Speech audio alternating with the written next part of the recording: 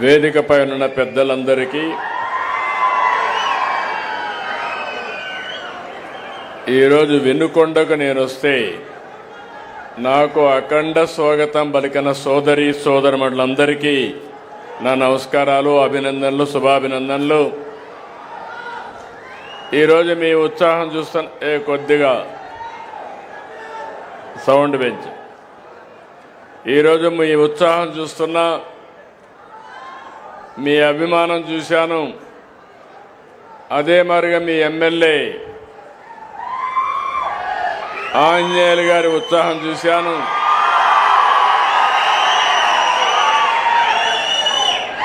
ఇవన్నీ చూసిన తర్వాత నాకు అనిపిస్తుంది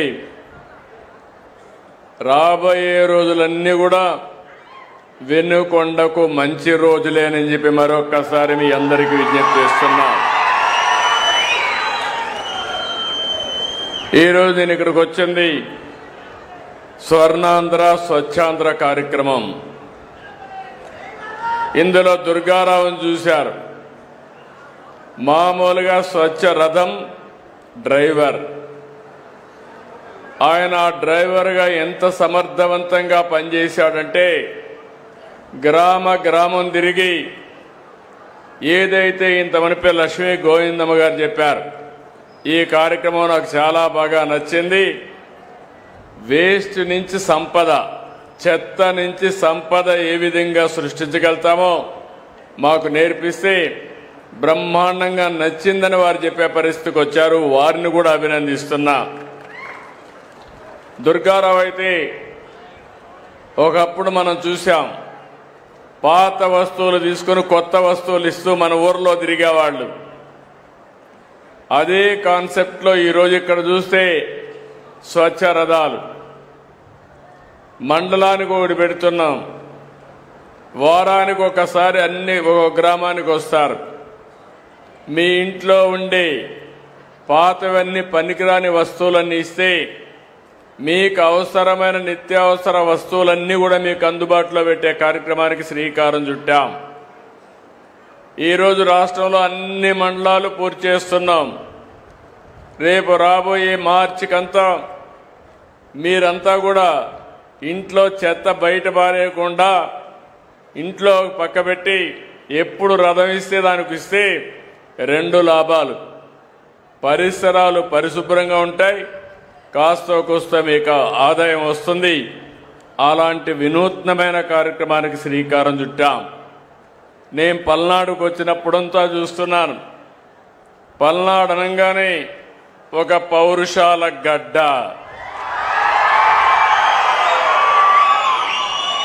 అంతేకాకుండా మొన్నే కోటప్ప కొండ తిరణాళ్ళైనా కూడా బ్రహ్మాండంగా చేశారు.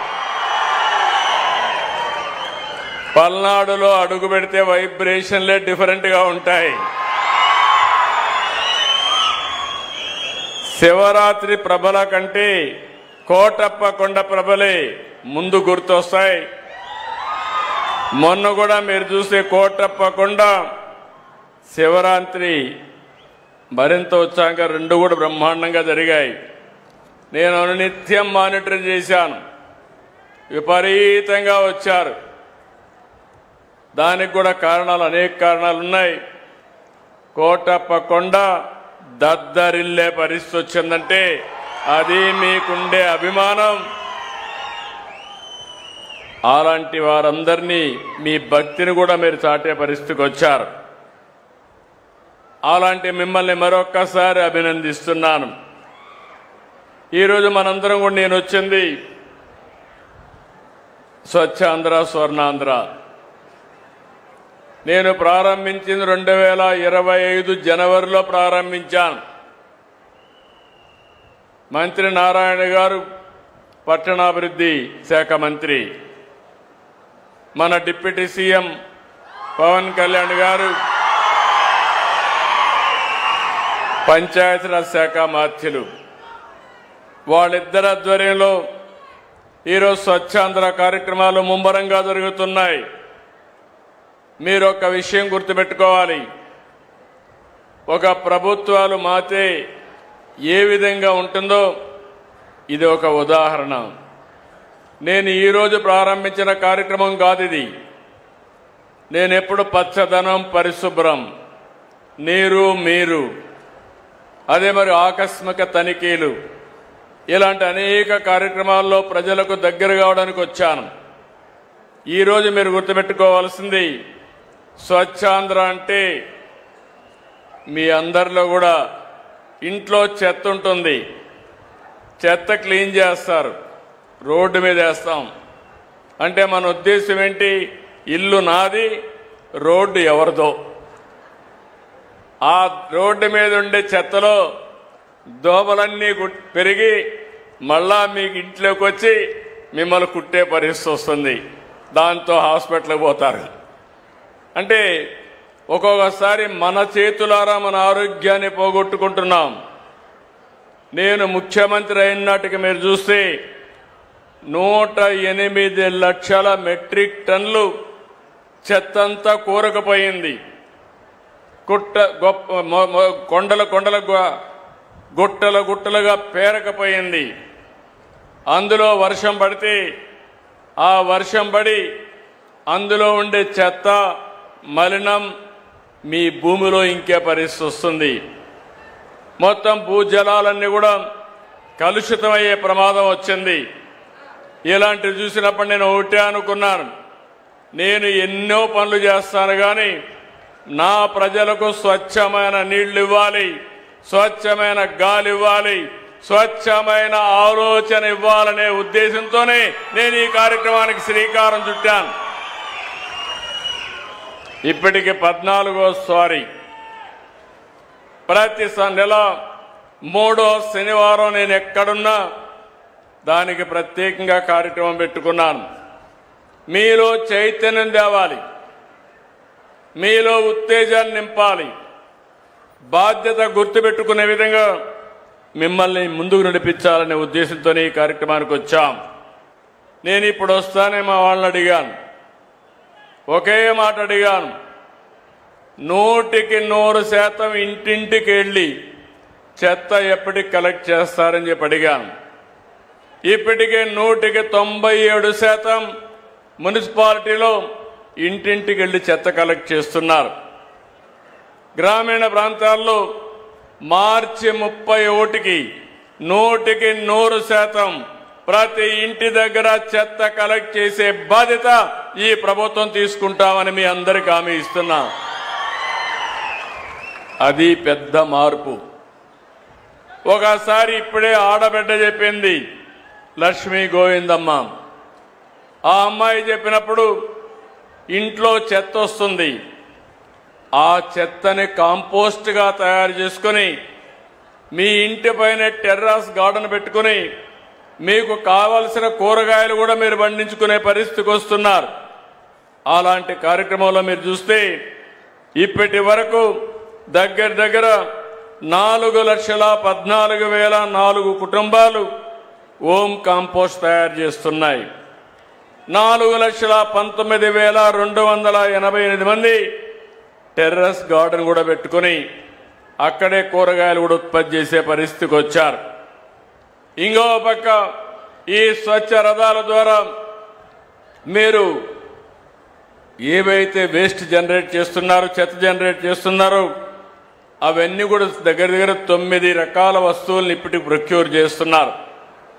తొందరలోనే ఇంకా ఒక 30 రకాల చెత్తని కలెక్ట్ చేసే పరిస్థితికి వస్తారు.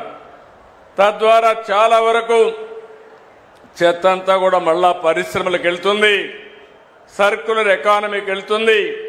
తద్వారా మళ్ళీ ప్లాస్టిక్ నుంచి ప్లాస్టిక్ తయారు చేయడం, లేకపోతే అనేక రకాలైనటువంటి వస్తువులు తయారు చేసే పరిస్థితికి వస్తామని చెప్పి కూడా నేను మీకు తెలియజేస్తున్నాను.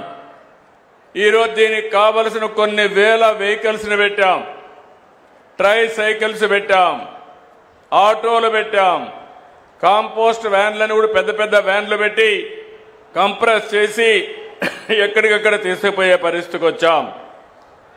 నిన్న నేను విశాఖపట్నం వెళ్ళొచ్చాను. విశాఖపట్నంలో మీరు చూస్తే దగ్గర వేస్ట్ నుంచి కరెంటు తీస్తారు, చెత్త నుంచి కరెంటు తీస్తారు. ఆ రోజు నేను ముఖ్యమంత్రిగా ఉన్నప్పుడు పెడితే అన్ని నిలిపేసి 2 మాత్రం అడ్వాన్స్ స్టేజ్కి వస్తే ఒకటి గుంటూరు, 2 విశాఖపట్నం పనిచేస్తున్నాయి. ఇప్పుడు మళ్ళీ ఒక 5 ప్లాంట్లు పెడుతున్నాం. ఈ 5 ప్లాంట్లు పెడితే పట్టణ ప్రాంతాల్లో చెత్తంతా కూడా ఈ యొక్క కరెంటు తయారు చేసే ప్లాంట్లకు వెళ్తాయి. అదే సమయంలో గ్రామీణ ప్రాంతాల్లో కూడా తడి చెత్త, పొడి చెత్త.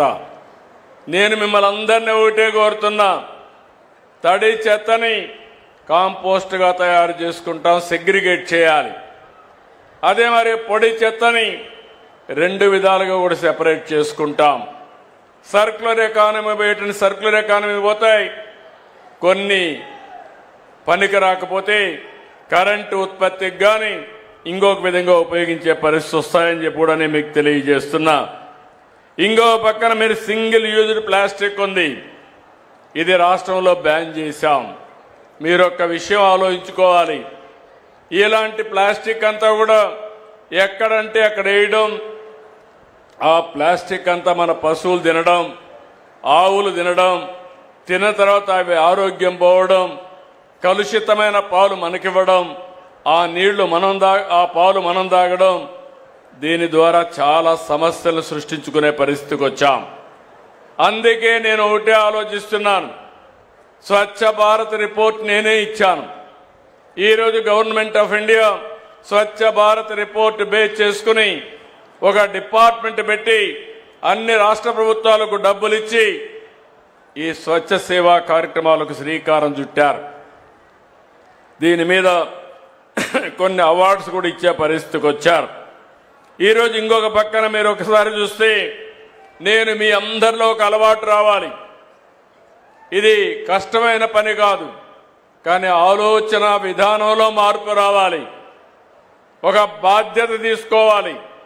నేను చాలాసార్లు చెప్పాను, జపాన్కు పోతే అక్కడెక్కడా చెత్త కనపడదు, క్లీన్ చేసే స్వీపర్లు కనపడరు.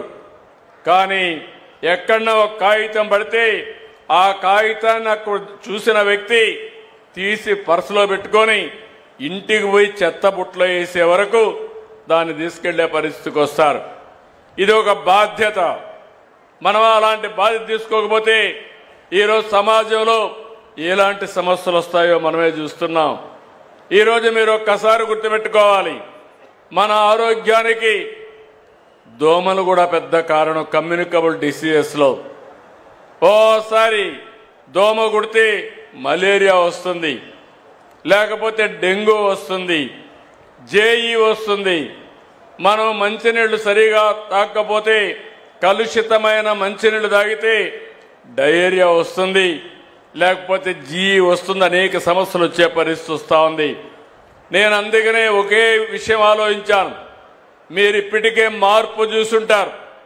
నేను ఒకటే చెప్తున్నాను, రాబోయే రోజుల్లో ఎన్డీఏ కూటమి ప్రభుత్వం ఈ రాష్ట్రంలో పెను మార్పులు తీసుకురావడానికి సిద్ధంగా ఉన్నామని మరొకసారి మీ అందరికీ హామీ ఇస్తున్నా. ఇప్పటికే నేను చెప్పాను, సూపర్ 6 అన్నాం, మీరే చూశారు. సూపర్ హిట్ చేశామా లేదా అని మిమ్మల్ని అడుగుతున్నాను. మొదలు తారీఖు వస్తే పేదల సేవలు ఇంటింటికి వస్తున్నాం. నేను కూడా తిరుగుతున్నా, ఎమ్మెల్యేలు తిరగమన్నాను. అంటే ప్రతి నెల మొదటి తారీఖు గుర్తుపెట్టుకోవాల్సిన వ్యక్తి, సమాజంలో అట్టడుగునుండే వ్యక్తి, ఆ పేదవాడి సేవలో మనం ఉంటే మనం కూడా ఆలోచన విధానం మారుతుంది. ఈరోజు ఒక పెన్షన్ మీరు చూశారు, 4,000, 6,000, 10,000, 15,000 అవసరాన్ని బట్టి. భారతదేశంలో ఏ రాష్ట్రం కూడా దరిదాపుల్లో కూడా లేదు అలాంటి పెద్ద సంక్షేమ కార్యక్రమాన్ని ఇచ్చింది ఈ యొక్క ఎన్డీఏ ప్రభుత్వం. ఆంధ్రప్రదేశ్ రాష్ట్రంలో తల్లికి వందనం ఇచ్చాం. ఈరోజు మీరు చూశారు, ఎంతమంది పిల్లలుంటే అంతమందికి 15,000 మీ అకౌంట్లో వేసామా లేదా అని అడుగుతున్నా. అన్నదాత సుఖీభవ. నేను ఒకటే ఆలోచిస్తున్నా, ప్రతి ఎకరాకు నీళ్లు ఇవ్వాలని, రైతుకు గిట్టుబాటు ధర వచ్చే పంటలే వేయించాలని, ప్రజల్లో కూడా ఆహారపు అలవాట్లు మారిపోయినాయి, వాళ్ళకు అవసరమైన పంటలు పండించాలని చెప్పి ఆలోచిస్తున్నాం. దీనికోసం అగ్రి టెక్ తీసుకొచ్చాం. రైతుకు టెక్నాలజీ అలవాటు చేసే పరిస్థితికి వచ్చాం. తొందరలోనే ప్రతి రైతుకు కూడా ఇబ్బంది లేకుండా మీకు అందుబాటులో ఒక ఏఐ అగ్రానమీ అంటే అగ్రికల్చర్ ఎక్స్పర్ట్ మీ ఏఐ ద్వారా మీకు అందుబాటులో తీసుకొచ్చే బాధ్యత నేను తీసుకుంటానని చెప్పి కూడా నేను మీకు తెలియజేస్తున్నా. మొన్నే మీరు చూశారు ఉండవల్లిలో బిల్ గేట్స్ వచ్చి టెక్నాలజీ మన వాళ్ళు ఎట్లా ఉపయోగిస్తున్నారో చూసిన తర్వాత చాలా ఆనందపడ్డాడు. అంటే ఇప్పుడు రైతాంగం కూడా టెక్నాలజీ అందిపుచ్చుకుంటున్నారు.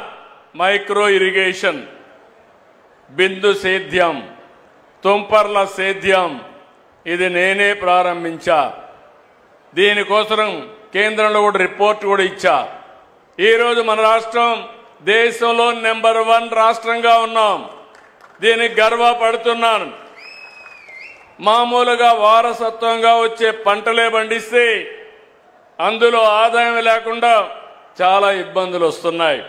అందుకే ఈరోజు మీరు చూస్తే రాయలసీమ మొత్తం ఒక హార్టికల్చర్ హబ్ గా తయారు చేస్తున్నాం.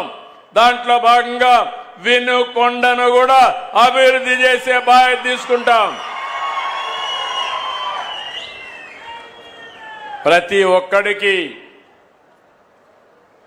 అన్నం పెట్టాలనే ఉద్దేశంతో మధ్యాహ్నం కానీ సాయంత్రం కానీ తెల్లవారి కానీ తిండి లేదు, అదే మరి ఆకలితో బాధపడుతుందనే పరిస్థితి రాకూడదని 5 రూపాయలకే ఈ రోజుట్లో మీకు భోజనం పెడుతున్నామంటే అది ఈ ప్రభుత్వం యొక్క విధానం.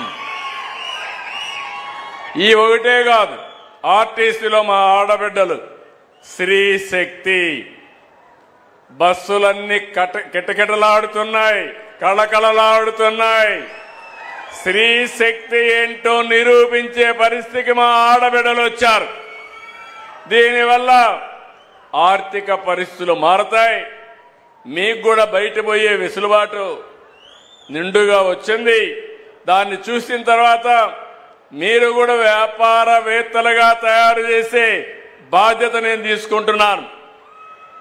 పోయిన మార్చిలో పెట్టాను 1,00,000 మంది ఎంఎస్ఎంఈ చిన్న చిన్న ఫ్యాక్టరీస్ పెట్టుకోమని చెప్పాం. ఈ సంవత్సరం ఒక 5 లక్షల మందిని మళ్లీ ప్రమోట్ చేస్తాం. నేను పెట్టిన వ్యవస్థ డాక్రా సంఘాలు మహిళలు ఎప్పుడు నాకు అండగా ఉన్నారు. మీకు తోడుగా అన్నగా మీకు ఉంటానని మరొక్కసారి మీ అందరికీ హామీ ఇస్తున్నా. దీపం ఆ రోజు పెట్టాం. ఈరోజు 3 గ్యాస్ సిలిండర్లు కూడా ఇచ్చాం. నేను ఒకటే మీ అందరికీ విజ్ఞప్తి చేస్తున్నా, ప్రభుత్వం అనేది సంక్షేమ కార్యక్రమాల ద్వారా పేదవాళ్ళకు అండగా ఉంటాం. అందరి జీవితాల్లో వెలుగు తీసుకొస్తాం. అంతటితో ఆపడం లేదు, మీ ఆదాయాన్ని కూడా పెంచాలనుకుంటున్నాం. పేదవాడు శాశ్వతంగా పేదవాడిగానే మిగిలిపోకూడదు. మీ ఆదాయం పెరిగి మీరు కూడా మెరుగైన జీవన ప్రమాణాలు రావాలని ఈరోజు మీరు చూస్తే P4 కూడా తీసుకొచ్చాం. అంటే ఇప్పుడే ఆంజనేయులు గారు చెప్పారు, నేను కూడా 100 ఇళ్లు దత్తత తీసుకున్నాను మా ట్రస్ట్ ద్వారా అని చెప్పి వారు చెప్పారు. వారిని అభినందిస్తున్నా. ఆ 100 ఇళ్లు అందరితో సమానంగా పైకి తీసుకొచ్చే బాధ్యత మీది. ఏదో ఒకరోజు బట్టలు ఇచ్చేసి అయిపోదు. అట్లా కాకుండా short term, medium term, long term పెట్టుకుని వాళ్ళ ఇంట్లో చదువుకునే పిల్లలుంటే బాగా చదివించి వాళ్ళకుండే ఆస్తులన్నీ కూడా చిన్న చిన్న ఆస్తులుంటే ఆ ఆస్తులను కూడా ఆదాయాన్ని పెంచే మార్గాలు వారికి నేర్పించి వారు మీ కుటుంబంతో సమానంగా కాకపోయినా కుడి ఎడమగా తీసుకుపోయే బాధ్యత, ఆ 100 కుటుంబాలని ప్రయోజకులుగా చేసే బాధ్యత శివశక్తి ఆంజనేయులు గారిదని చెప్పి కూడా నేను మీకు తెలియజేస్తున్నా.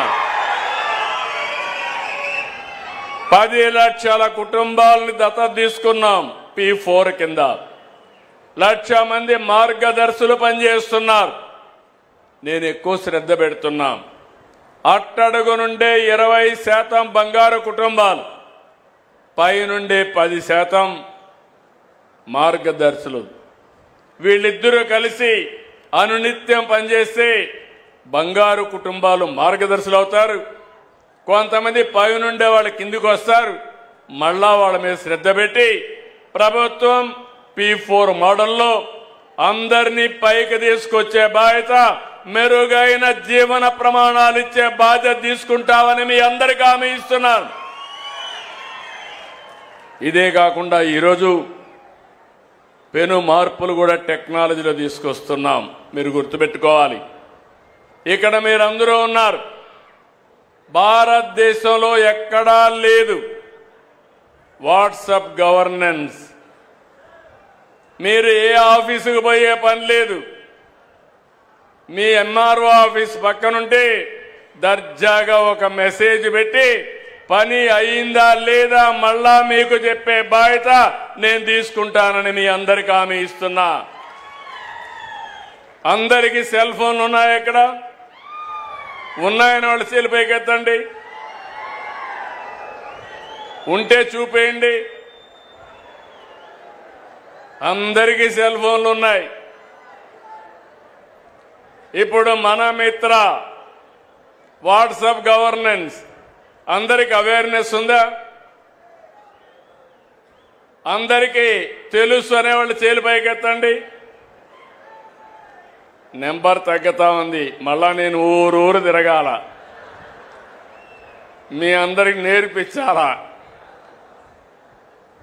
ఒకసారి మీరు గుర్తుపెట్టుకోవాలి, నేను ఏం చెప్పినా మీ హితం కోసం చెప్తాను, మీ మంచి కోరే చెప్తున్నాను. మీరందరూ కానీ సెల్ ఫోన్లు కరెక్ట్గా ఉన్నాయి కాబట్టి అందరికీ ఉన్నాయి, దాన్ని సరిగా వాడడంలా 24 గంటలు సెల్ ఫోన్ దగ్గరనే కూర్చుంటారు. లేనిపోనిటి అన్ని చూస్తూ ఉంటారు. లేనిపోని సమస్యలు కూడా తెచ్చుకుంటూ ఉంటారు ఒకసారి. కానీ సద్వినియోగం చేసుకుంటే సెల్ ఫోన్ అనేది ఒక బ్రహ్మాండమైన అస్త్రం. ఈరోజు మీరు ఊహించారా? నేను అడుగుతున్నా, మీరే ఆఫీసుకు పోయే పని లేకుండా మీరు కానీ వాడేదాన్ని టైప్ చేయడం రాకపోయినా వాయిస్లో చెప్తే ఆ వాయిస్ AI ద్వారా కన్వర్ట్ చేసి మళ్ళా మీరు ఏ పని అడిగారో ఆ పని చేసి మీకు చెప్పే బాధ్యత నేను తీసుకుంటున్నానని చెప్పి కూడా మీకు తెలియజేసిన తొందరలో ఇది కూడా వస్తుంది. ఇప్పుడైతే టెక్స్ట్ మాత్రం పెట్టాం, తొందరలోనే వాయిస్ కూడా పెడతాం. ఒకవేళ ఎవరు మాట్లాడారో కూడా మీ వాయిస్ని పెట్టి పలానా వాళ్లే మాట్లాడారా వేరే వాళ్ళు మాట్లాడారా కూడా అనలైజ్ చేసే టూల్స్ వచ్చేసాయని చెప్పి కూడా నేను మీకు తెలియజేస్తున్నా. తొందరలోనే మీ అందరికీ హామీ ఇస్తున్నా, పిల్లలందరికీ ట్యూషన్ మాస్టర్ వస్తాడు. ఇంట్లో కూర్చొని దర్జాగా మీ సెల్ ఫోన్లోనే ట్యూషన్ చెప్పించుకునే మార్గం తీసుకొస్తా. మీ అందరికీ డాక్టర్ వస్తాడు. ఎవరికి ఏ జబ్బు ఉంటే సంజీవని ప్రాజెక్ట్ కూడా తీసుకొస్తాం. 2,50,000 రూపాయలు యూనివర్సల్ హెల్త్ ఇన్సూరెన్స్ ఇస్తాం. పేదవాళ్లకు 20 లక్షల వరకు ఆర్థిక సహాయం చేసి మీ ఆరోగ్యాన్ని కాపాడుతాం. ఆరోగ్యాన్ని కాపాడుతానంటే అందరూ కూడా ఆరోగ్యాన్ని చెడగొట్టుకోమని కాదు. మందులు మందులే, కెమికల్సే. కెమికల్ తింటే దానికి సైడ్ ఎఫెక్ట్స్ కూడా ఉంటాయి. అవి తినకుండా జాగ్రత్త తీసుకుంటే ఆహారపు అలవాట్లు కానీ ఆరోగ్య సూత్రాలు మీరు పాటిస్తే మీరు మీ కుటుంబం ఆనందంగా ఉంటారు. దీర్ఘకాలం ఆరోగ్యంగా ఆనందంగా ఉండే అవకాశం వస్తుంది. నేను ఈ విషయమే కాకుండా వ్యవసాయాన్ని చెప్పాను. AI అగ్రానమిస్టులు తీసుకొస్తాం. ఇవన్నీ ప్రపంచంలో ఉండే నాలెడ్జ్ని మీ పొలం దగ్గరికి, మీ పిల్లల దగ్గరికి, మీ ఇంటికి తీసుకొచ్చే బాధ్యత ప్రభుత్వం తీసుకుంటాం. అయితే దీనిపైన మీరు గుర్తుపెట్టుకోవాల్సింది, నిన్న కూడా నేను చూశారు మీరు, నేను ఢిల్లీకి వెళ్ళాను. మన ప్రధానమంత్రి గారు ఒక పెద్ద ఎత్తున ప్రపంచం మొత్తం పెద్ద పెద్ద కంపెనీలందరినీ పిలిపించారు. ఏఐ మీద సదస్సు పెట్టారు. 60 దేశాల నుంచి ప్రతినిధులు వచ్చారు. కొత్త కొత్త ఆవిష్కరణలు పెట్టారు. ఏఐ ఏ విధంగా ప్రపంచాన్ని మార్చబోతుంది, హెల్త్ విషయంలో, వ్యవసాయ విషయంలో, విద్య విషయంలో, ఇంకా అనేక విషయాల్లో ఏమేం చేస్తుందో అన్నీ కూడా పెట్టారు. అవన్నీ పెట్టినప్పుడు నేను ఎందుకు వెళ్ళానంటే, ఎప్పుడు కూడా కొత్త విషయాలుంటే ఆ కొత్త విషయాలు నేర్చుకోవడమే కాకుండా మీకోసం అమలు చేయడం నా ప్యాషన్ అని చెప్పి కూడా నేను మీకు తెలియజేస్తున్నా. ఇప్పుడే కాదు, ఎప్పుడు కూడా. 1995లో ఐటీకి ప్రాధాన్యత ఇచ్చాను. హైటెక్ సిటీతో ప్రారంభించాను. ఈరోజు మీరు చూస్తే భారతదేశంలో 20 సంవత్సరాల్లో ఎక్కువ తలసరి ఆదాయం వచ్చే ప్రాంతం హైదరాబాద్ నగరం, ఎక్కువ ఆదాయం వచ్చే రాష్ట్రం తెలంగాణ రాష్ట్రం అని చెప్పి కూడా నేను మీకు తెలియజేస్తున్నా. అందుకే ఇప్పుడు నేను కొత్తగా ఆలోచించేది, మళ్ళీ ఆదాయానికి చిరునామాగా ఆంధ్రప్రదేశ్ ఉండాలని విశాఖపట్నంలో $15 బిలియన్ డేటా సెంటర్ వస్తా ఉంది. గూగుల్ పెడుతున్నారు, ఏ వస్తుంది. అమరావతి మీకు ఒక గట్టిగా అరిస్తే అమరావతిలో వినపడుస్తుంది, అక్కడ అరిస్తే కేకేస్తే మీకు వినపడుస్తుంది. ఔటర్ రింగ్ రోడ్డు వస్తే ఇంకా దగ్గర అయిపోతుంది మీకు. అలాంటి అమరావతిలో క్వాంటమ్ కంప్యూటర్ పెడుతున్నాం. భారతదేశంలో మొదటిసారి ప్రపంచంలో 6-7 దేశాల్లో సమానంగా అమరావతిని పోతుందంటే అది ఈ ప్రభుత్వం ఆలోచించే విధానం అని చెప్పి కూడా నేను మీకు తెలియజేస్తున్నా. నేను మిమ్మల్ని అందరినీ ఒకటే కోరుతున్నాను, దీనివల్ల భారతదేశం బాగుపడుతుంది. ఎవరు మంచి చేశారు, ఎవరు మంచి చేస్తున్నారని కూడా మీ విషయాలు మీకు అర్థం కావాలి. ఈరోజు చూస్తే నిన్న నాకు బాధ కూడా కలిగింది. ఢిల్లీకి పోతే అక్కడ కాంగ్రెస్ పార్టీ ఇంత మంచి కార్యక్రమం, ప్రపంచంలో అన్ని దేశాలు వచ్చాయి. అన్ని దేశాలు వచ్చి వాళ్ళు చేసిన ఆవిష్కరణల్ని మనకు చూపించడం, మనం చేసే మంచి పనులు వాళ్ళు నేర్చుకోవడం, మనం చేసిన పనులన్నీ అభినందించే పరిస్థితికి వచ్చారు. ఐటీలో మనం ముందున్నాం, ఏఐలో ముందుంటున్నాం. ప్రపంచానికి నాలెడ్జ్ ఎకానమీలో నాయకత్వం ఇచ్చే ఏకైక దేశం భారతదేశం అని చెప్పి మరొకసారి విజ్ఞప్తి చేస్తున్నాను. అలాంటి మంచి కార్యక్రమానికి శ్రీకారం చుడితే కాంగ్రెస్ వాళ్ళైతే బట్టలిప్పేసి తిరుగుతారు. అక్కడ ఏమనాలి నాకైతే అర్థం కాలేదు. చాలా బాధ కలిగింది, ఆవేదన కలిగింది. ప్రపంచంలో 60-70 దేశాలు టెక్నాలజీలో ముందుకు పోతా ఉంటే అలాంటి దాన్ని స్వాగతించాల్సిన వ్యక్తులు, మన యువత ప్రయోజనాలు కాపాడవలసినటువంటి పార్టీలు బాధ్యత లేకుండా అర్ధనగ్నంగా వచ్చి ప్రదర్శనలు చేశారంటే దీన్ని చాలా తీవ్రంగా ఖండిస్తున్నా, గర్హిస్తున్నా. మంచిది కాదు, ఇది దేశానికి నష్టం అని చెప్పి కూడా మీకు తెలియజేస్తున్నా. మీలో కూడా ఒక ఆలోచన రావాలి. మీరు ఆ రోజు నేను చూశాను, నేను పవన్ కళ్యాణ్ గారు అదే మరిగా బీజేపీ కలిసాం. ఆ రోజు మీ అందరికీ ఒక మాట చెప్పాను, మేము ముగ్గురం కలిసింది మా కోసరం కాదు, ఈ రాష్ట్రాన్ని పునర్నిర్మాణం చేయాలి, పూర్వ వైభవం తేవాలి, సమిక్షేమం, అభివృద్ధి, సుపరిపాలనకు నాంది పలుకుతా ఉంటే నేను ఎన్నో ఎన్నికల్లో పోటీ చేశాం.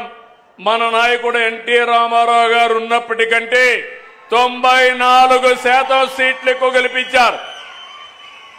పెట్టిన అభ్యర్థుల్లో 94% గెలిచాం. అది నాకు ఎప్పుడూ జ్ఞాపకం ఉంది. నేను మిమ్మల్ని అందరినీ ఒకటే కోరుతున్నా, మీరు కూడా గుర్తుపెట్టుకోవాలి. ఆ రోజు మనం చూస్తే విధ్వంసమైన ఆర్థిక వ్యవస్థ. ఆంధ్రప్రదేశ్ అంటే అందరూ చీకొట్టే పరిస్థితి. మన వాళ్ళు ఇక్కడ పెట్టిన పరిశ్రమలు మేము ఇక్కడ వద్దు అని వేరే రాష్ట్రాలకు పారిపోయే పరిస్థితి. పెట్టుబడులు పెట్టాలంటే మనుషులు వచ్చేవాళ్ళు కాదు. అప్పులు ఇవ్వాలంటే ఎవరు ఇవ్వకుండా 12.5%, 13% అప్పులు తీసుకొచ్చారు.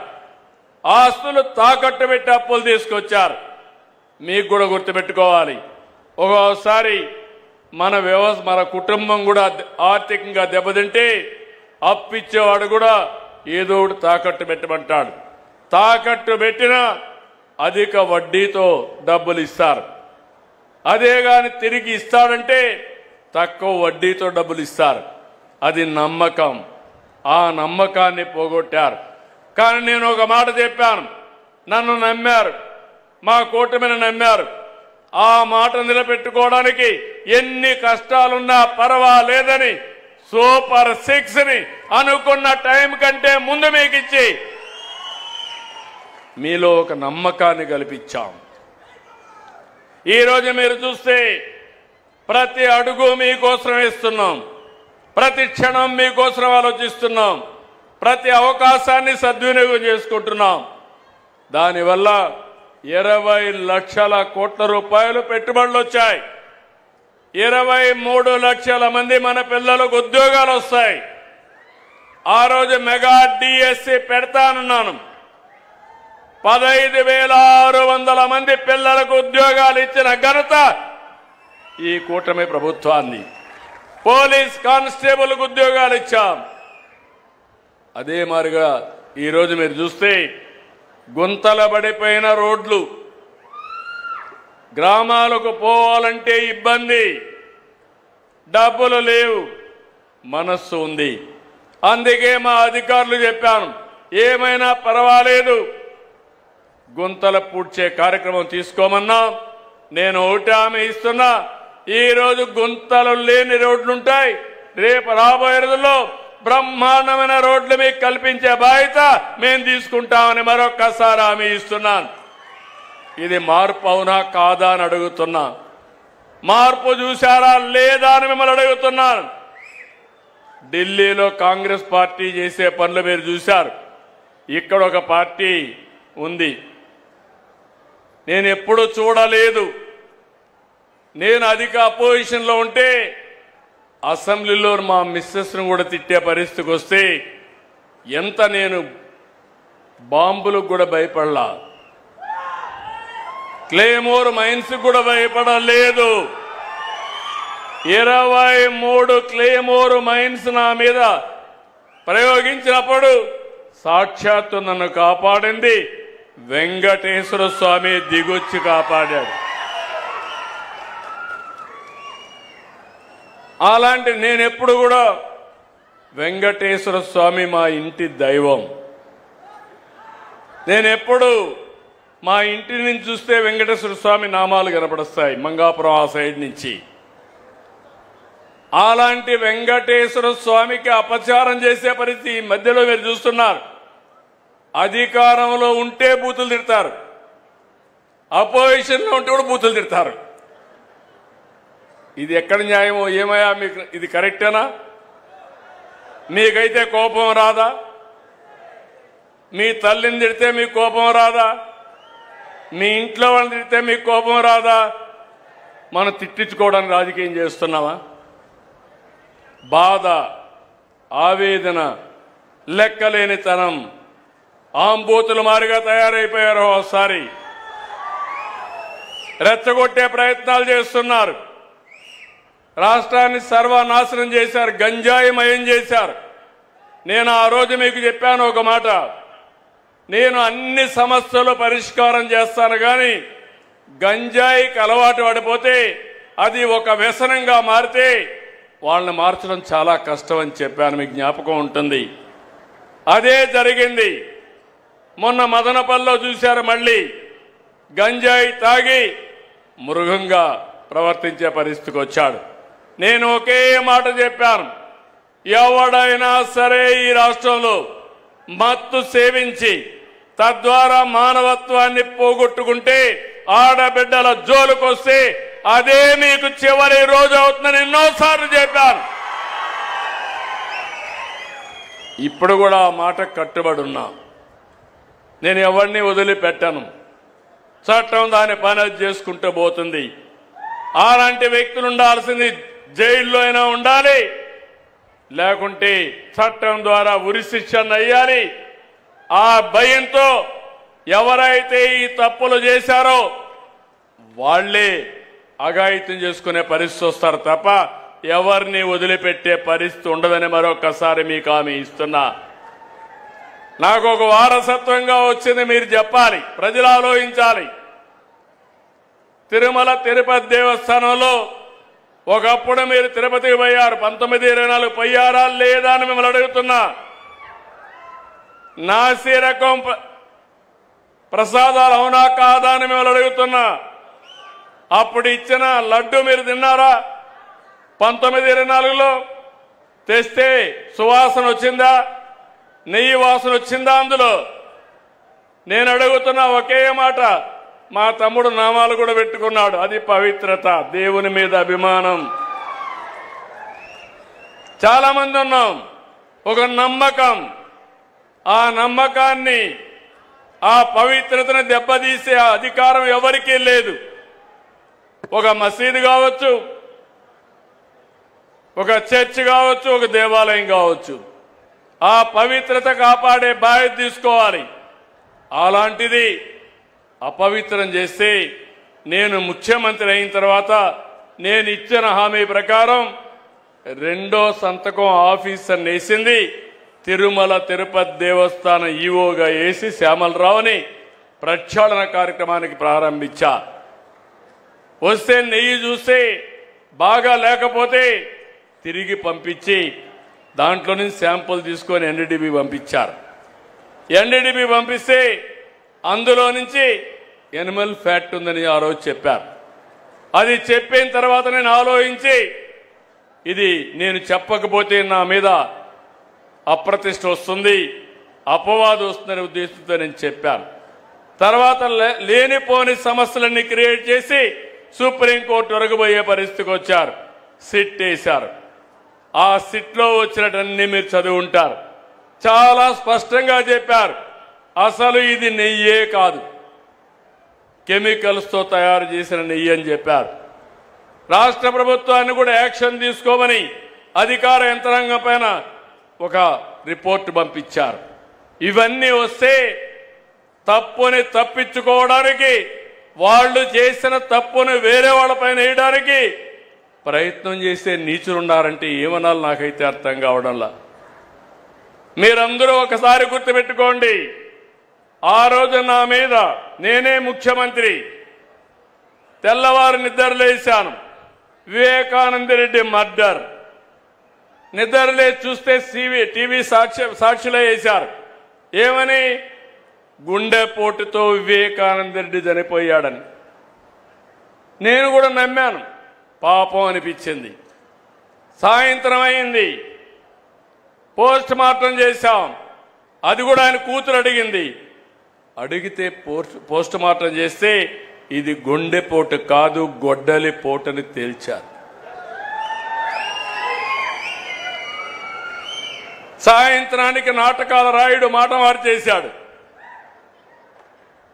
తండ్రి లేని బిడ్డను ఉన్న పెద్ద దిక్కుపోయాడని. అది అయ్యింది. తెల్లవారి నిద్ర లేస్తానే సాక్షి పేపర్ ఒకసారి మీరు గుర్తుపెట్టుకోవాలి. నారాసుర రక్త చరిత్ర నా చేతిలో కత్తి పెట్టి నా జీవితంలో ఊహించని సంఘటన అది. నేను రాజకీయం చేస్తాను కానీ రౌడీల గుండెల్లో రైళ్లు పరిగెత్తిస్తాను కానీ సంఘ విద్రోహ శక్తులను అణిచివేస్తాను కానీ ప్రాణానికి కూడా లెక్క పెట్టుకోను కానీ నేను నేరాలు చెయ్యబోనని మీ అందరికీ హామీ ఇస్తున్నా. అది నా నిజాయితీ, అది నా యొక్క జీవితం అంతా కూడా మీరు చూశారు. అలాంటిది పాపం ఆ అమ్మాయి కూడా వాళ్ళ చిన్నాన్న కూతురు మోసపోయింది. తర్వాత తెలుసుకునే కొద్దిగా లేట్ అయిపోయింది. ఇప్పుడు తిరుగుతా ఉంది. సెక్యూరిటీ కూడా పెట్టుకొని తిరిగే పరిస్థితి వచ్చింది. నిన్న మీరు చూస్తే ఇంత స్పష్టంగా చెప్పితే, అపవిత్రం చేశారని చెప్తే, అవినీతి జరిగిందని చెప్తే, తిరిగి హెరిటేజ్ అనే కంపెనీ తీసుకొచ్చి నా పేరే వేసి తప్పించుకోవాలంటున్నానంటే కరుడు గట్టిన నేరస్తుడు అవునా కాదా అని మిమ్మల్ని అడుగుతున్నా. అలాంటి నేరస్తులతో రాజకీయం చేయాలనా? ఏమంటారు మీరు? అంటే మీకు బాధ్యత లేదా? నాకు ఒక్కడికైనా బాధ్యత రాష్ట్రాన్ని కాపాడుకోవడం? మీకు బాధ్యత లేదా? ఎందుకు మీరందరూ కూడా గట్టిగా ముందుకు రావడం లేదు నేను అడుగుతున్నా. మంచిని అభినందించాలి, చెడుని ఖండించాలి. చెడు వ్యక్తులను కూడా ఎక్కడికక్కడ మీరు నిరాకరించే పరిస్థితి రావాలి. అప్పుడే రాజకీయాలు ప్రక్షాళన అవుతాయి. అట్లా కాకుండా ఏదో చిన్న చిన్న దీని మీదనే ఆలోచిస్తా కూర్చుంటే, నాకెందుకు వచ్చిందని మీరు ఇంట్లో పడుకుంటే, 5 ఏళ్లు మీకోసం నేను కష్టపడ్డా. కడాన నాకు ఎప్పుడూ ఊహలో కలలో కూడా ఊహించలేదు. నేను కూడా జైలుకు పోవాల్సి వచ్చింది. దేని మీద పోయాను మీరు చూశారు. నాకు ఒక నోటీస్ ఇస్తే నేను సమాధానం చెప్పేవాడిని. ఉన్న పళంగా నిన్ను అరెస్ట్ చేస్తున్నా అని పట్టుకొచ్చి లోపలేసే పరిస్థితికి వచ్చారు. కానీ దేనికోసం పోరాడాను? దేనికోసం? 45 సంవత్సరాలుగా నన్ను అభిమానించారు. ఎవరికి ఇవ్వని గౌరవం నాకు ఇచ్చారు. సమైక్య ఆంధ్రప్రదేశ్లో కానీ ఈ రాష్ట్రంలో కానీ నేను మీరు కష్టాల్లో ఉన్నారని, ఇబ్బందుల్లో ఉన్నారని, దౌర్జన్యాలు ఉన్నాయని నేను కూడా పారిపోతే ఈ రాష్ట్రం ఏమవుతుందని ఆలోచించి నా ప్రాణం పోయినా పర్వాలేదు, ఈ రాష్ట్రాన్ని కాపాడాలని కాపాడడం కోసం ముందుకు పోయాను. చాలా మంది అన్నారు జైల్లో నుంచి మీరు తిరిగి రారన్నారు. నేను ఎప్పుడూ భయపడలేదు. నేను ఒకే మాట చెప్పా, నేను 23 క్లెయిమోర్ మైన్స్ నా మీద వేసినప్పుడే భయపడకపోతే దీనికి నేను భయపడనని చెప్పాను. ఒక పద్ధతి కోసం, ఒక పర్పస్ కోసం ఉన్నప్పుడు భయపడను. అది నా నైజం. ఇప్పుడు చూస్తే నిన్న సాక్షాత్తు వెంకటేశ్వర స్వామి ఫోటో కూడా కౌన్సిల్లోకి తీసుకెళ్లిపోయారు. ఏం తమ్ముళ్ళు, ఇది మీకు న్యాయం అనిపిస్తుందా? న్యాయం అనిపిస్తుందా నేను మిమ్మల్ని అడుగుతున్నా. ఇలాంటి వాళ్ళతో నేను రాజకీయం చేయాలని మిమ్మల్ని అడుగుతున్నా. చెప్పులేసుకొని వెంకటేశ్వర స్వామి ఫోటోలు తీసుకొని ఇసిరిసేస్తారు. అంటే ఏంటి మీ అజం? ఏంటి మీ అహంకారం? మీ అహంకారం అంతా ఒకటే, ఒక రాజకీయ పార్టీ అని. శివుడి తల మీద పాముంటే మనం ఏం చేయలేము ఒకసారి, అదే అనుకుంటున్నారు. నేను తప్పకుండా శివుడు తలపైన పాముంటే నమస్కారం పెట్టి శివుడికి దాన్ని బయట తీసుకొచ్చి పాముని ఏం చేయాలో అది చేస్తామని చెప్పి కూడా నేను మీకు తెలియజేస్తున్నా. ఎవరి కోసం ఇది? మీకోసం అవునా కాదా? పల్నాడులో ఏం జరిగింది? రాజకీయాలు ఏంటి? ముఠా కక్షలు. రాయలసీమ మొత్తం ముఠాల్ని పూర్తిగా అణిచివేసి ఈరోజు రాయలసీమ కరువు సీమ కాదు, రతనాల సీమని హార్టికల్చర్ హబ్గా తయారు చేస్తున్నారు. నీళ్ళిచ్చా హార్టికల్చర్ హబ్ చేస్తున్నా, రైతాంగాన్ని బాగు చేసే బాధ్యత తీసుకున్నా. ఇక్కడ కూడా మిమ్మల్ని అందుకే అడుగుతున్నా. నేను చాలా పెను మార్పులు తీసుకురావాలనుకుంటున్నాను. ప్రతి ఎకరాకు నీళ్లు ఇవ్వాలనుకుంటున్నాను. కరెంటు ఛార్జీలు పెంచకుండా ఉండాలనుకుంటున్నాను. మన పిల్లలకందరికీ ఉద్యోగాలు ఇవ్వాలనుకుంటున్నాను. ప్రతి ఒక్కరికి ఐటీ నేర్పించాలనుకుంటున్నాను. ప్రతి ఒక్కరు కూడా కష్టపడి పనిచేయడమే కాకుండా స్మార్ట్గా పనిచేసే విధానానికి శ్రీకారం చుడతాను. మీ జీవన ప్రమాణాలు పెంచుతాను. ఇలాంటి కార్యక్రమాలు నేను అనుకుంటే 24 గంటలు నిద్రలేస్తే ఇదే ప్రయోగాలు, చెత్త ప్రయోగాలు. పాతకాలపు రాజకీయాలు. మొన్న బయట వస్తే మీరే చూశారు. బయట వస్తే బలవంతంగా మనుషులు తీసుకొస్తారు. వాళ్ళ కారుల కిందనే మనుషులు చంపేస్తారు. చంపేసి మళ్ళీ గవర్నమెంటే చంపిందని మన మీద నెప్పవేస్తారు. పరామర్శలో పోతారు.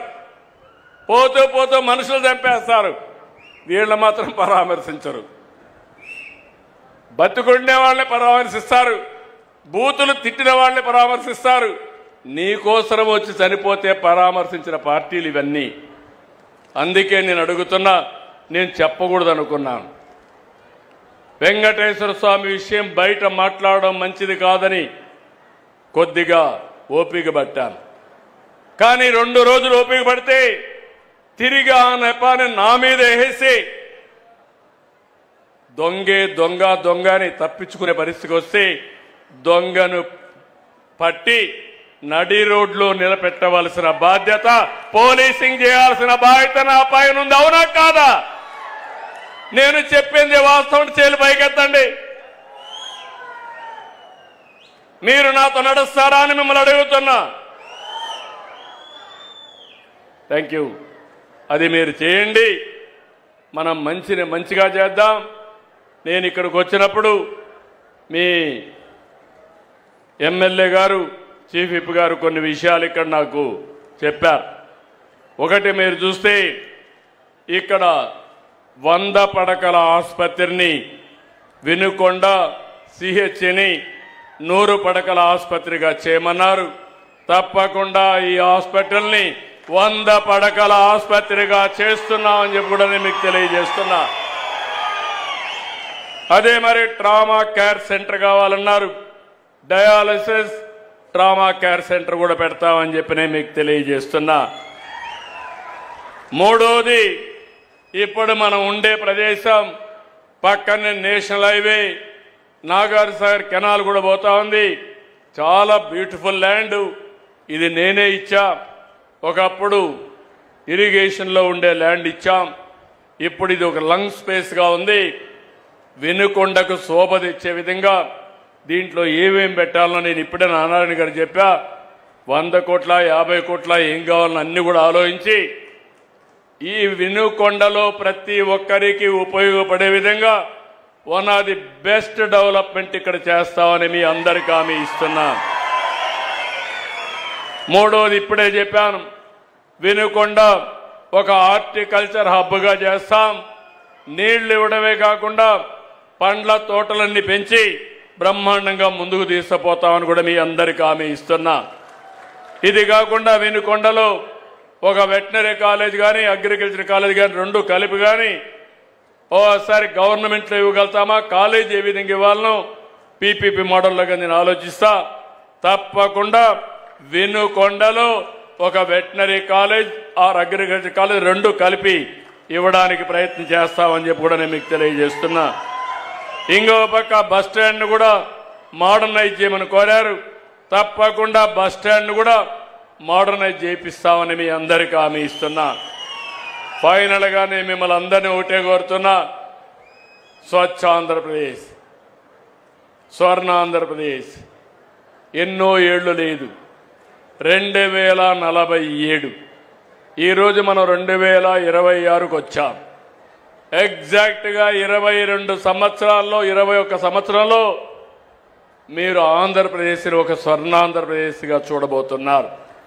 మీ ఆదాయం పెరుగుతుంది, మెరుగైన జీవన ప్రమాణాలు వస్తాయి. ఇక్కడ ఇండస్ట్రీస్ అనుకున్న ఇండస్ట్రీస్ అన్నీ వస్తాయి. ఇంకో పక్క టూరిజం కూడా పెద్ద ఎత్తున అభివృద్ధి చేస్తాం. నాకు ఎప్పటికప్పుడు కొన్ని ఆలోచనలు మీరు చూస్తే భావితరాల భవిష్యత్తు కోసం ఏం చేయాలనో 20 ఏళ్ల ముందు ఏం జరుగుతుందో ఇప్పుడు ఆలోచించి దానికి నాంది పలకడం నా మనస్తత్వం. నేనేదో టెంపరీగా రేపేం జరుగుతుంది లేకుంటే రేపు ఎలక్షన్ ఒకటే చూసుకోవాలని కాకుండా శాశ్వతంగా మీ జీవితాల్లో వెలుగు రావాలని నేను కార్యక్రమాలు చేపడతా. కాబట్టి నేను మిమ్మల్ని అందరినీ ఒకటే కోరుతున్నా, నేను చెప్పింది మీరు అర్థం చేసుకోండి, కొంచెం ఫాలో కూడా కండి, అనుసరించండి.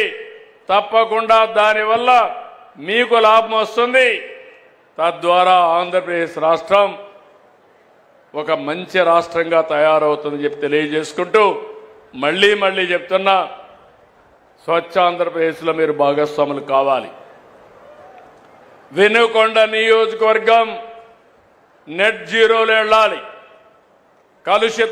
కాలుష్యం లేని ప్రాంతంగా ఉండాలి. పీల్చే గాలి స్వచ్ఛంగా ఉండాలి. తాగే నీళ్లు స్వచ్ఛంగా ఉండాలి. అవినీతి లేకుండా స్వచ్ఛమైన ఆలోచనలు చేయాలి. రౌడీజం లేని సమాజం కావాలి. మత్తు పదార్థాలు కానీ, డ్రగ్ కానీ, లేకపోతే గంజాయి లేని ప్రదేశంగా తయారు కావాలి. అప్పుడే మన పిల్లల భవిష్యత్తు బాగుంటుంది. నేను అందుకనే ఇవన్నీ మీకు ఎందుకు చెప్తున్నానంటే, నేను గట్టిగా చెప్పకపోతే మీరు తాత్కాలికంగా నేను ఇచ్చే సంక్షేమ కార్యక్రమాల వరకే ఉంటే దీర్ఘకాలికంగా దెబ్బతింటాం. అందుకే ఈ విషయాల్లో మీరు పూర్తిగా సహకరించమని మరొకసారి కోరుకుంటూ, ప్రతి ఒక్క ఇంట్లో చర్చ జరగాలి.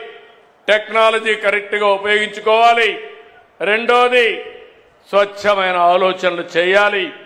విలువలతో కూడిన సమాజం కోసం మనం ముందుకు పోవాలని మరొకసారి కోరుకుంటూ అందరికీ నమస్కారాలు. జై హింద్. రాష్ట్ర అభివృద్ధి కోసం అహర్హం శ్రమిస్తూ వేల కోట్ల రూపాయలను ఆంధ్ర రాష్ట్ర అభివృద్ధి యజ్ఞానికి దర్భలుగా మార్చి ఆశలనే మోసులతో కోట్లాది ఆంధ్రుల